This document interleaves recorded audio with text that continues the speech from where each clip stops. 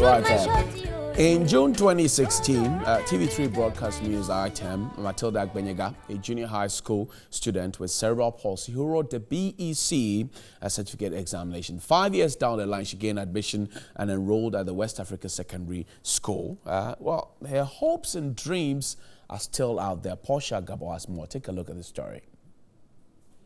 Her disability is not a barrier to her dreams of becoming a medical doctor. Matilda is living with a condition called cerebral palsy. This is the general term for a number of neurological conditions which affect movement and coordination. We sent her to a special school, but the special school was not doing much to help her. As Matilda takes a giant leap to greatness, she first has to contend with a staircase that is not disability friendly and a classroom environment with no aid for children with special needs. Matilda is writing the mathematics paper. A student with cerebral palsy may find it difficult to write fast and legibly. In order to assist her, the West African Examination Council granted her the permission to use a laptop for exams. Matilda, how was the paper? It was a bit difficult. How does it feel to write the BEC? It feels normal, but the arrangement was a bit not okay. The buyer need to bring a computer, but they could not. Walking through the compound of the West Africa Senior High School with a sense of pride, Matilda Agbenyega's dream of becoming great in future has just started. When the West Africa Examinations Council, WAEC, released results of the June 2016 BECE, Matilda qualified to be placed in school. Ghana in 2016 began the implementation of an inclusive education policy, accommodating both different styles and rates of learning and ensuring quality education to all. Your colleagues here, how are they treating you?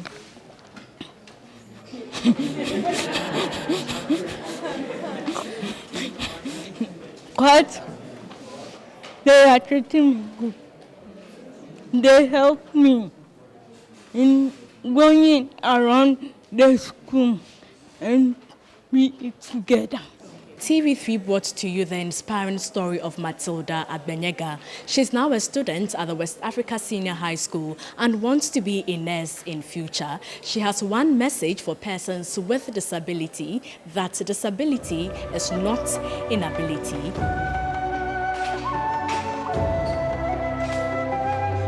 School will be over in a few hours. Students are ready to depart for home.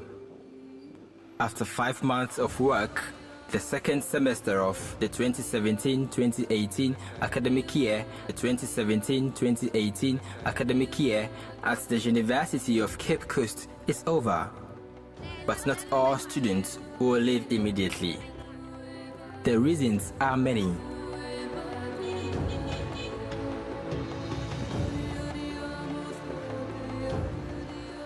Samuel Abogazigli is one of such students.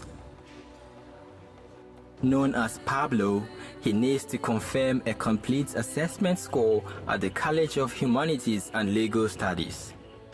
Else, he risks repeating a course the following year.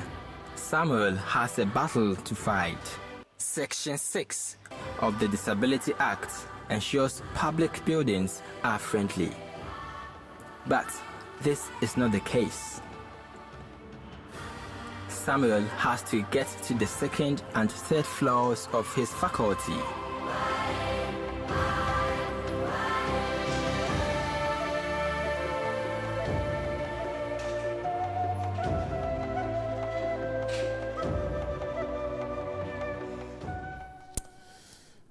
Interesting times ahead. Now, Hannah Awaji is the founder of the Special Mothers Project. She is more like our partner in crime when it comes to issues about inclusive education. Hannah, welcome. Good to see you again. We're back to the same conversation years down the line, months down the line. I have not seen Parliament have ramps to have persons with disability access a chamber, for example. Yeah. Is there any hope? That's my question to you. I try to have a lot of hope. Recently, we were at the Global Disability Summit in the UK. Right.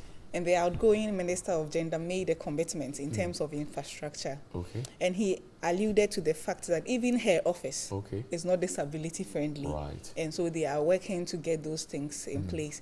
So I try to have hope. Even Parliament doesn't have it. A Parliament that passed the law Yeah. that says that all public buildings must Should, have yeah. ramps or be disability friendly does not have it. 10 years no. down the line, So maybe 11. I think that our commitment as a people have a lot to be desired.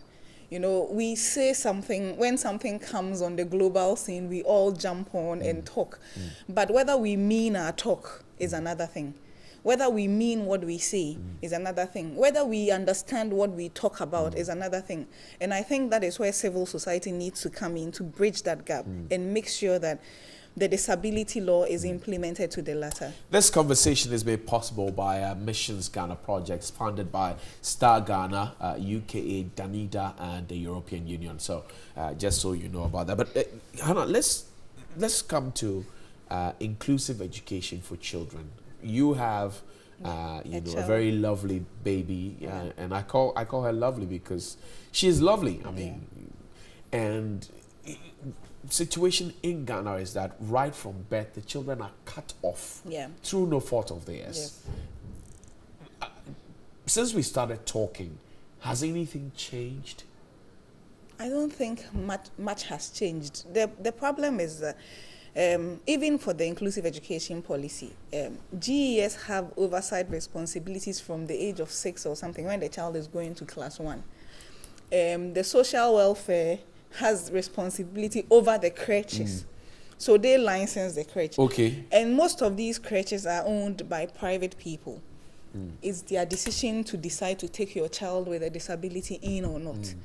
We haven't enforced the law yet. I was telling a group of mothers the other time that what the Department of Social Welfare could do was to enforce the law so that anybody who wants to start a crèche or a Montessori or something makes a commitment to accept a child with disability within their facility. Right. These days, we see a lot of Montessoris coming up.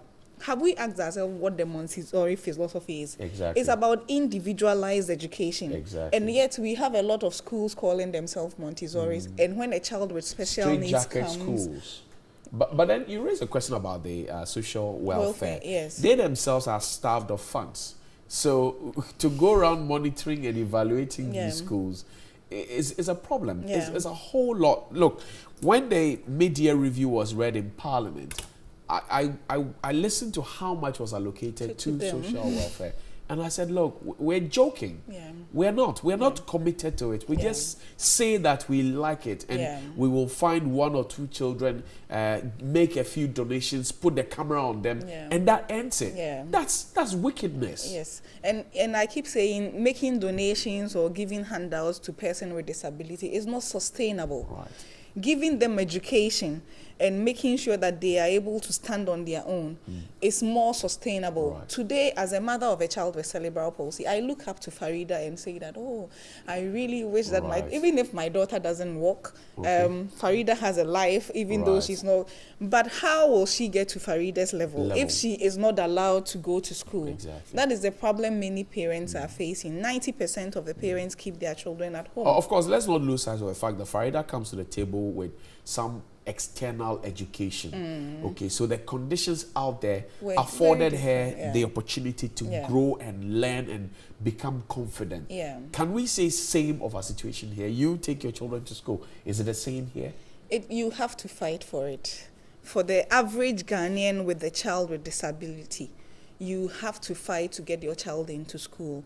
It is not just an easy thing. My daughter is in school, in a school called Multi Kids, because they have their concept and orientation, but many parents don't have it. They don't have it. They don't have the opportunity to get their children into schools. Okay. You had a commitment from the outgone Minister for Gender and Social Protection, Otiko Jaba. Madam Morrison is coming in now. What do you expect from her?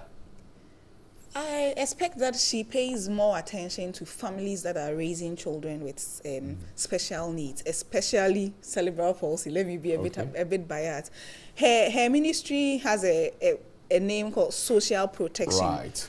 these families are languishing by themselves and worrying because there's no social support system or social protection for them. I wish that the new minister coming in will enhance parents' life by allowing them to access some of the disability funds to start something, small enterprises by themselves, so that they are not dependent totally on people for handouts, but they could do something for their own lives. Okay. All right. I thank you very much, Hannah. Grateful, and we hope that some real help comes to you in good time. But most grateful, and I wish you all the best. And take care of our bundle of love. Take care. Take care of it.